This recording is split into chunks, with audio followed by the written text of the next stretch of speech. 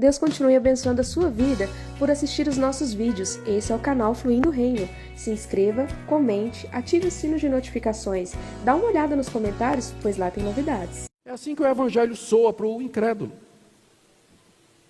Eles ouvem, não entendem. O incrédulo reage exatamente assim quando ele ouve o evangelho. Quem não é ovelha de Jesus vai ter essa reação aqui. As ovelhas de Cristo vão ouvir e vão dizer: é óbvio, faz todo sentido do mundo, como isso é bom para o meu coração, glória. Mas quem não é ovelha vai olhar e dizer assim: não estou entendendo nada. Que loucura isso aqui, samba do crioulo doido isso aqui.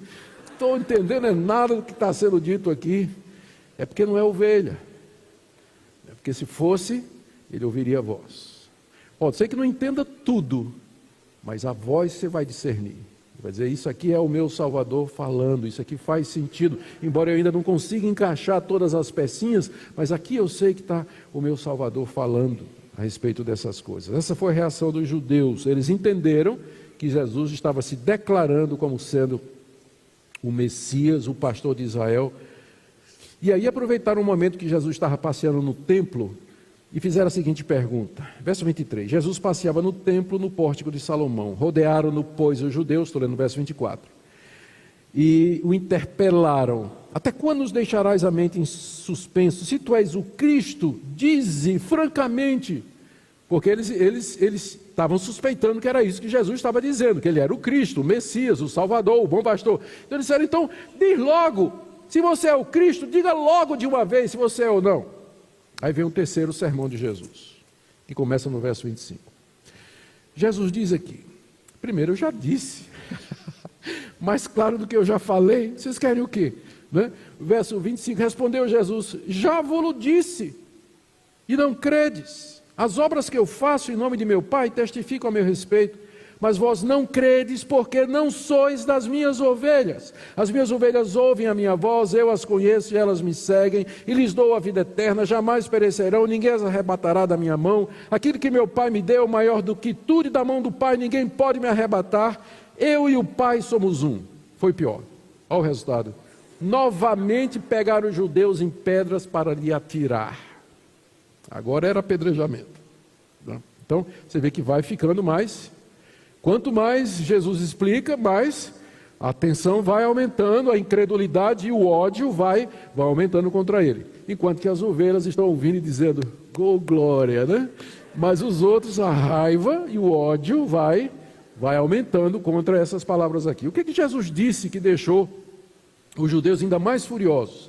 Primeiro ele disse: eu já declarei a vocês, início do verso 25, eu já vos disse e não credes. Ele já tinha dito que ele era o pastor de Israel, que ele era a porta, que ele era o caminho para Deus. Ele já tinha dito que ele e o Pai tinham um acordo de salvação das suas ovelhas, que ele haveria de morrer e ressuscitar. Ele já tinha dito, mais claro do que isso, não tinha o que fazer. Não tinha o que fazer. Ele já tinha declarado exatamente isso. E aí então, ele agora parte para dizer, ele vai agora no ponto, né? Ele disse: eu vou dizer porque é que vocês estão reagindo dessa maneira. Por que é que vocês não estão crendo em mim? E aí ele explica no verso 26 a 30, que eles não criam, verso 26, porque não sois das minhas ovelhas. Vocês não creem porque vocês não são das minhas ovelhas. É por isso que vocês não creem. Vocês não pertencem ao meu rebanho. Vocês não estão entre aqueles que o Pai me deu antes da fundação do mundo. Vocês pertencem a outro rebanho. Eles estavam dentro do curral de Israel, mas eram de outro rebanho. Você pergunta: que rebanho? Lembra que no capítulo 8 Jesus Cristo disse para eles: o pai de vocês é o diabo. Estão dizendo que o pai de vocês é Abraão, mas não é não. O pai de vocês é o diabo. Então era outro rebanho. Vocês não me ouvem porque o pastor de vocês é outro. Vocês estão sendo influenciados, guiados pelo pai de vocês, que é o diabo, porque vocês querem me matar. Porque vocês rejeitam a minha voz e rejeitam a minha palavra. É por isso que vocês não creem em mim. Não estão entre aqueles que o Pai deu ao Filho antes da fundação do mundo. Se eles fossem ovelha de Jesus, eles teriam escutado a voz de Jesus. Verso 27, as minhas ovelhas, elas ouvem a minha voz. As minhas ovelhas ouvem a minha voz, e eu as conheço, e elas me seguem. Note que elas não se tornaram ovelhas de Jesus porque ouviram a voz, porque elas eram ovelhas de Jesus, é que ouviram a voz. Vocês entendem a importância dessa sequência? Porque elas já eram ovelhas de Jesus, dadas antes da fundação do mundo, é que elas podiam escutar a voz de Jesus. Não era o contrário, não, de que elas escutaram a voz de Jesus e aí se tornaram ovelha dele. Não, não. Já eram. E agora, quando Jesus veio e falou, elas reconheceram: esse é o nosso pastor. As minhas ovelhas ouvem a minha voz, eu as conheço e elas me seguem. E o que é que Jesus faz por elas? Ele diz aqui a partir do verso 28. Primeiro, eu lhes dou a vida eterna. Está aí, verso 28. Lhes dou a vida eterna. Primeira coisa. A vida eterna aqui não é somente a palavra, que é a palavra grega para eterna, ela não significa somente um período ilimitado de tempo, mas também indica uma qualidade de vida. A vida eterna é uma vida em comunhão com Deus que é eterno. É uma vida no eterno reino de Deus. Então tem mais a ver com qualidade do que com extensão. Então eu lhes dou a vida eterna. Da mesma forma, quando a Bíblia fala do sofrimento eterno, que é a mesma palavra, não é somente porque é um sofrimento sem fim, mas é um sofrimento que é resultado da ira do Deus eterno contra aquele pecador incrédulo e impenitente que virou as costas para Deus. Mas Jesus diz: eu dou a vida eterna às minhas ovelhas. Segunda coisa que ele diz: jamais perecerão. Jamais perecerão. O que significa perecer? Exatamente isso. A palavra perecer significa se perder, ter a sua vida gasta em vão, ter vivido em vão e no final você sofrer eternamente. É isso que a Bíblia define como perecer. Jesus diz que as minhas ovelhas, elas nunca irão perecer. Elas não vão perecer. Dou a vida eterna, elas não vão perecer. E olha que promessa: e ninguém as arrebatará da minha mão. Nem o mundo, nem o diabo, nem sofrimento, nem falso profeta, nem o pecado, nada vai arrebatar essas ovelhas da minha mão.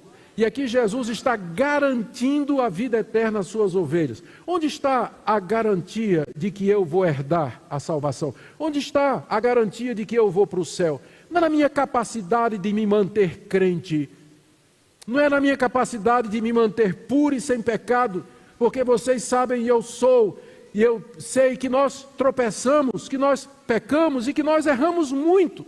Então, se a certeza e a garantia de que eu vou para o céu depende de mim, eu não tenho garantia nenhuma.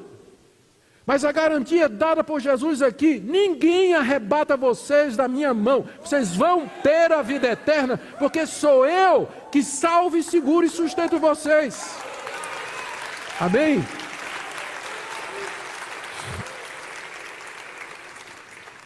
E ele dá a base para a sua afirmação no verso seguinte, verso 29. Por que ele pode fazer essa declaração tão séria? Ninguém vai arrancar vocês da minha mão.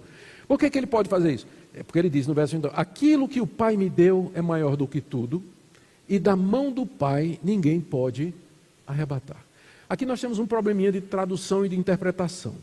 O verso 29 pode ser traduzido aqui, da seguinte maneira: o meu Pai que me deu essas ovelhas é maior do que tudo. Essa tradução, se não me engano, já é feita pela NVI, ou a nova tradução na linguagem de hoje, mas algumas dessas traduções modernas já fazem assim.